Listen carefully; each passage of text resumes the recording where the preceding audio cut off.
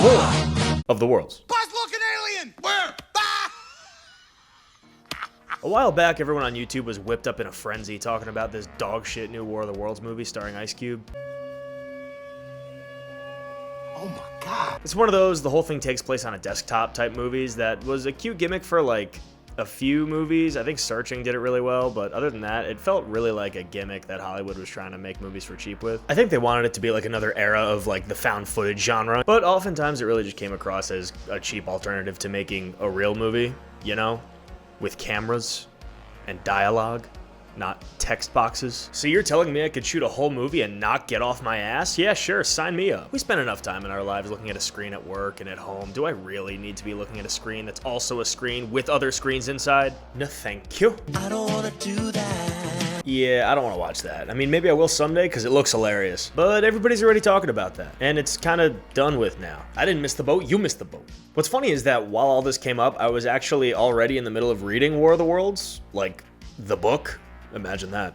I was interested in that whole fiasco where the story was supposedly broadcasted over the radio and sent the whole country into a panic, driving people to do crazy shit because they thought that the broadcasting of the actual first-person story was a legit news broadcast, documenting a real live alien invasion. I don't know, something about the whole idea of media misinterpretation, sending people into mass hysteria just felt relevant to me for some reason. Anyway, with the story being top of mind and everyone talking about this new, dumb, terrible, waste of effort movie, I was like, yeah, but what about the other one?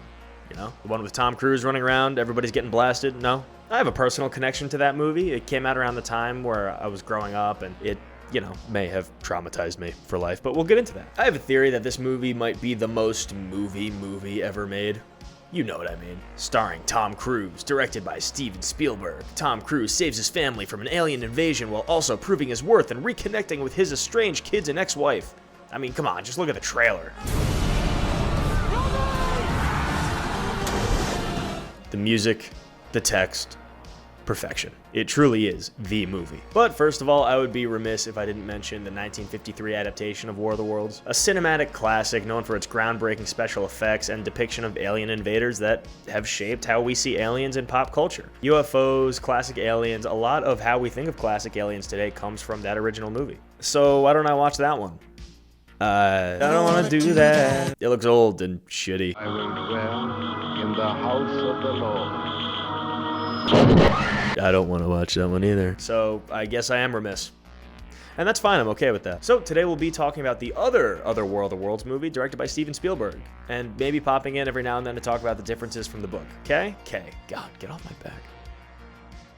First thing you need to know about this movie is that it is pure, raw, unadulterated American. Compared to the book, which is very old and very British.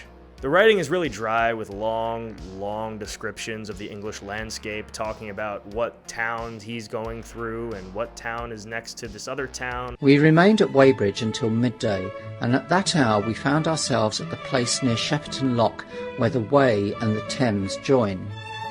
Part of the time we spent helping two old women to pack a little cart. The Wey has a treble mouth, and at this point boats are to be hired, and there was a ferry across the river. There's a lot of descriptions of towns I've never heard of, and like the hillside, and oh my god, will someone just blow something up? This movie couldn't be more American if it tried. It's big, loud, sentimental, reduces and otherizes enemy forces without even a shred of empathy or understanding of them. Big, scary, blood-sucking aliens! They're here for our liquids! They want our oil! It has Tom Cruise at the peak of his Tom Cruisiness and Spielberg at the peak of his Spielberginess. The movie starts with a monologue pretty much taken right from the book, but infinitely enhanced because it's read by Morgan Freeman. Again, supporting my theory that this is the most movie ever made. Morgan Freeman does not show up in this movie outside of this voiceover. I guess he's supposed to be just kind of a generic, wise narrator guy. We're quickly introduced to Tom Cruise's character, Ray Ferrier, possibly the most archetypical American everyman you could imagine. Things you need to know about Ray Ferrier. He's got a hard hat job. He likes the ladies. He loves working on cars. He's a gun owner. He wears his watch military style because he's a man's man. He loves the New York Yankees and his shitty, broken family. He has a brother. Oh, the guy from the book has a brother. We never get to see him though, so alright. And he's just an all-around American man. His last name Ferrier is even a reference to blacksmiths and common folks. It's kind of fun. I guess if you gotta name the guy, that's a fine enough name. Alright, he might sound like a stock character, and that's because, well, yeah, he is. But I'll take typical American everyman guy over boring middle management energy dude from the book. If you don't know, the main character from the book isn't even given a name, and we aren't really given too much about his backstory, his personal life before the war, or even like how he's really feeling about what's going on around him. The writing style is very matter of fact. I mean, he tells us he's driven by finding his wife, but he doesn't really talk about it a lot, or like think about it a lot. You just kind of get the sense he doesn't really give a shit and just kind of assumes she's dead. So then when she shows up at the very end, it's like, oh, hey, yay, I kind of forgot about you. So I think it was a smart move to make this movie all about saving his family. In the book, the protagonist is barely interested in finding his wife versus Tom Cruise, who's willing to do anything on earth to save his broken family who hates him and prove himself to his kids, even though his children are pretty terrible. This is Robbie. I hate Robbie. Robbie's a horrible son for the following reasons. He doesn't do his paper. He listens to rambunctious punk rock music. He has long, greasy, nary a care in the world hair. And I just don't like his vibe. He calls his dad Ray, like an asshole, and tries to nail him in the balls. Then, oh yeah, takes his car for good measure. That's nice of you, Robbie. Thanks for that. Yeah, the little girl, Rachel, isn't that much better either. Her whole thing is that she tells these two what to do and tries to boss them around throughout the whole movie. She fully speaks like a 20-something-year-old. You should get TiVo. Hummus from the health food place. Kept one of the menus last time we were here. They even decline his peanut butter sandwiches. Unbelievable. Tom Cruise, relatable, grounded father. Tries to beam his son in the face with a fastball and then later lets him run into an explosion. And you know what? I can't blame him. Telling the story from someone on the ground, disconnected from the reasoning or research or whatever science was going on in the book behind the invasion, makes it way more grounded and relatable. Holy shit, I used to have that robot as a kid. It's interesting, because in a way, this whole thing kind of feels like Spielberg taking a crack at making, like, a Roland Emmerich movie. It's got big explosions, fast cars, traditional American values, and almost none of the women have speaking roles outside of, "Where's my husband?" But he is Steven Spielberg, after all, so it's like he can't help but make a really good movie and make some of these more stock scenes really, really engaging. Like, look at this scene that's just, like, them driving out of town, where in any other movie it'd be maybe, like, handheld, close-ups, whatever, because everybody's freaking out in the car. But no. Spielberg chooses to have the camera whip around impossibly as this car is gunning it down the road, weaving in and out of the windows and stuff. It's really cool. It's so sick, and I have no idea how they did it. Just that amount of effort is almost unnecessary, but really helps the movie age well. This movie in any other hands would be so forgettable, but it's got just enough of the Spielberg sauce that it really makes it worth it. Oh look, he's wearing a Yankee hat while his son wears a Red Sox hat to show that they're not on the same page. That's what we call visual storytelling right there. Oh, they talk about it, never mind. I think he wants to beat his son, I really do. Anyway, Ray goes outside looking for his son and notices some of those weird electrical storms the TV was talking about. So he goes looking for Robbie. Yeah, he's probably not in there. A cool detail only in the movie is that technology stops when the aliens start invading. That wasn't in the books because the book was scrawled on a cave wall before anything was fucking invented. Anyway, he finds his degenerate kid, sends him home, and gives him another look like he wants to fucking kill him. He knows about cars. He's a man's man. A bunch of people go over to the spot where all the lightning was hitting the ground and just kind of poke it. Another very American thing, something weird's going on, and the first instinct is to grab it with your bare hands. In the book, the British set up a whole perimeter around the thing, and like days pass as more and more onlookers gradually accumulate around it. More people circle around the thing, kind of just waiting for something to happen. In the movie, nope, barehanded grab. America. So the ground starts freaking out, and people start to run around and panic. It even gets the church! And we get a reveal of the first alien tripod rising up out of the ground. How did that thing get there? How did it go undetected in New York City of all places? Let's not get into it. God, the sound design is so awesome. Something that sticks with you long after the movie ends is this really loud, iconic boom. There are lots of alien bombs to choose from, but I think this one really stands above the rest. Oh look, they stole this window reaction shot in the Avengers movie. That's kind of fun. So the thing gets up and just starts blasting people, and I think here is a good point to get into my whole deal with this movie. So what is my deal with this movie? Well, there comes a time in every young boy's life where he stumbles into his parents doing something traumatizing in the living room. I was a child, maybe like 6 or something. It was late at night and I couldn't sleep, so I went to go find my parents. I heard some strange sounds, opened the door, and what I walked in on was beyond my comprehension. That's right. They were sitting there watching the 2005 War of the Worlds, and I came in right as shit was going down. What I saw was like the equivalent of actual 9/11 footage. The image of Tom Cruise sprinting for his life as people randomly get blasted all around him, turning to ash, was burned into my small child retinas. These monstrous things towering over all the small people, just killing them indiscriminately, it was horrifying. But it was also fascinating. I was instantly affected by the power of filmmaking, and it totally gave me a bunch of nightmares. And like, yeah, rightfully so. It's a horrific scene that's presented really well. And it's probably the scene most people think about when they think of this movie. Anyway, it's revealed later that they're here for our blood and like maybe some other Earth resources and stuff, so it's kind of weird that they show up and just immediately start blasting people off the jump, but maybe they're just as scared. Kids are as scared of the park. So Ray instantly goes survival mode, grabs his gun. How did he know this car would work? I don't really know. Ray tries to save this one guy, but he can't turn off his "Hey, yo, I'm a New Yorker" accent long enough to listen to him, so he gets blasted. So Ray's getting his family out of there and... Oh, yeah. How to put this delicately. So, this movie has lots of 9/11 in it. Lots of 9/11. Is it terrorists? I mean, it came out in 2005, was probably developed like around 2002 or so, which is like, yeah, right in the wake of 9/11. Oh, see. It's kind of hard to describe, and I've seen plenty of videos talking about this before, but there is a distinct change in disaster movies pre and post 9/11. I mean, you take a look at Independence Day and the kind of high-flying adventure type vibe you get from that, and compare it with something like, I don't know, Cloverfield, that takes this really kind of boots-on-the-ground approach. It's a lot more personal and kind of horrific, focusing way more on the horror and the societal kind of collapse of things, rather than, you know, Will Smith flying around in a spaceship. I think it's kind of interesting, because the general consensus seemed to be disaster movies used to be a lot more fun before we started living in one. So I don't know, just kind of an interesting thing to think about. This movie came right in the wake of post 9/11 America, with all the paranoia and gung-ho patriotism that comes along with it. It can be seen in a lot of these like early 2000s movies. You know, the Spider-Man movies famously have the big American flag in the background in every single one of them. Little stuff like that adds to the kind of quirks and the internal DNA of a lot of these like post 9/11 American movies around this time.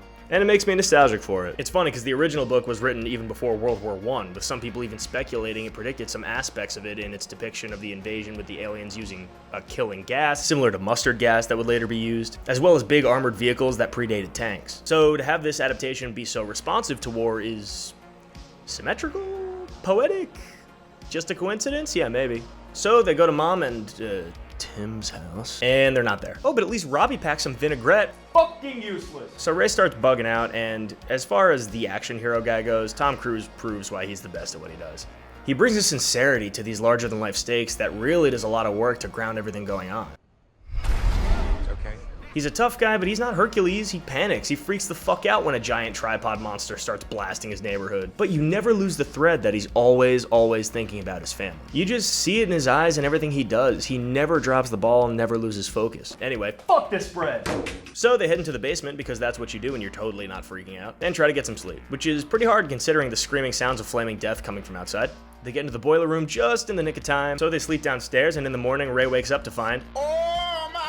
Ray pokes around the wreckage a bit and makes some friends who tell him a little bit about what's going on in the rest of the world. So if these things fuck up your technology, how are these cameras still operating? Like literally recording the electrical storm? I don't know, man. Fuck. Anyway, Ray learned that the exact thing he thought before was right. Aliens are riding the lightning down in capsules to access the tripod machines that were already here buried. That's, hey, good guess. So Ray goes, fuck this, gets his family to leave, and Robbie, imagine this, decides to be super irritating about the whole thing. There's actually a really sweet scene where Ray's covering Rachel's eyes so she doesn't have to see the wreckage. That was a sweet idea. Nice little touches like that show you that, oh, Ray does have the instinct to be a father. He just needs to kind of put the effort in. They didn't have to do that. That's nice. So they're driving down the road when Robbie decides, you know what? We're being pussies. We should go back and kill that thing. And I'm just like, what? How exactly are you gonna do that? I mean, he doesn't even know that Ray has a gun, but even if he did, it would be their 6-shooter against a giant robot squid. Teenagers, am I right? At one point, the kids get out to go pee, and that leads to another really cool image that also wasn't in the book at all to my memory. But Rachel goes in the woods and sees a bunch of dead bodies floating down the river creepily with this eerie music, and it's all told from the perspective of a little girl. Really cool.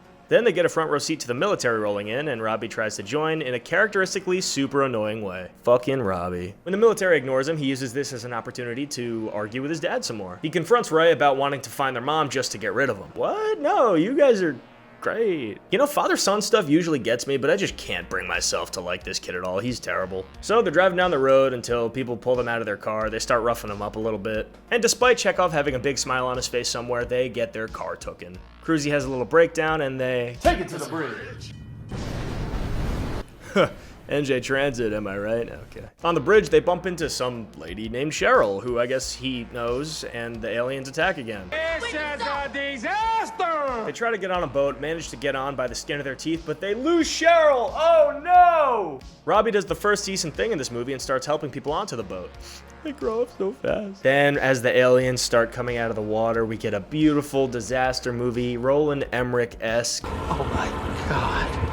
Perfection. They manage to get off the boat and get to shore after some more tripods show up and it starts raining pants. Robbie gets super fired up, and when seeing the military again, he runs off to join them. He doesn't really talk to anyone, doesn't, stop anyone or ask for a weapon or tell them that he wants to join. He just kind of runs into the fray.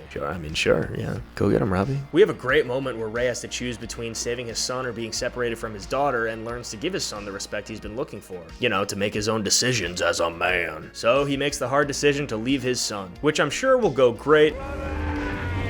Ray looks over to the explosion and yells Robbie's name, which is movie speak for he's dead. And yeah, it's an enormous wall of flames with a killer robot. How would anyone survive that? Anyway, they meet a nice, honest, trustworthy looking fellow and accept an invitation to his basement. Oh hey, Tim Robinson's here. He even has the name of a guy from the book. Oh my god, is it the same character? No, not really, at all. Kind of weird, but okay. In the book, there is a stretch of time where the protagonist is stuck under a house having to be quiet, and he's trapped with someone who he grows to resent, and tension builds and all that, but that's a completely other character called the Curate. There is a character in the book that he's kind of similar to, where the protagonist meets a character that talks about what the new world under the Martians would look like. He gets into it, and the more he talks, the more kind of intense he seems, and he basically starts describing some kind of like totalitarian society where the weak are left to die and value is placed in strength and all that. And I guess that's kind of the Tim Robbins role to a degree, combining some elements of different characters from the book, because Tim Robbins is like super ready for the apocalypse, willing to kind of abandon his humanity almost immediately, where Tom Cruise isn't really ready for that. Side note, I think this moment in the book is actually really funny because this guy just goes on this huge spiel about joining the New World Order, etc. And then the chapter ends, at the start of the next chapter just hard cuts to our protagonist walking by himself.